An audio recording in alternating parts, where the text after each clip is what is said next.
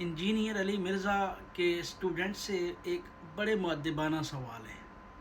آپ لوگ کہتے ہو نا کہ یہ بندہ قرآن حدیث سے بار بات نہیں کرتا، اس کا یہ بیان دیکھو، کیا یہ حدیث نہیں جانتا انجینئر علی مرزا کہ وہ قوم برباد ہو جاتی ہے جس قوم پہ عورت مسلط ہوتی ہے حکمران کے طور پہ؟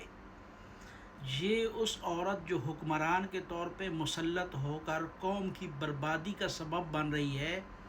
انجینئر علی مرزا صاحب فرما رہے ہیں، آپ کے قرآن حدیث پہ عمل کرنے والے، آپ کے امام جس کو بولتے ہو نا، انجینئر صاحب کو امام صاحب فرما رہے ہیں کہ مریم صاحبہ دلیری سے بات کرتی ہے، لاجک سے بات کرتی ہے۔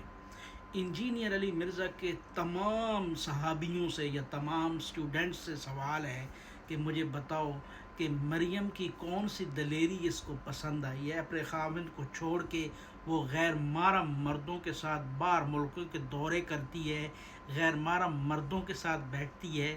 کیا یہ قرآن حدیث کے مطابق جائز ہے؟ یا آپ یہ مان لو کہ انجینئر علی مرزا اس موجودہ دور کے یزید کے ہاتھ پہ بیعت کر چکا ہے۔ انجینئر علی مرزا وہ شخص ہے، وہ مرتد ملعون ہے جو مرے ہوئے یزید کو گالی نکالتا ہے اور زندہ یزید کے تلوے چاٹ رہا ہے۔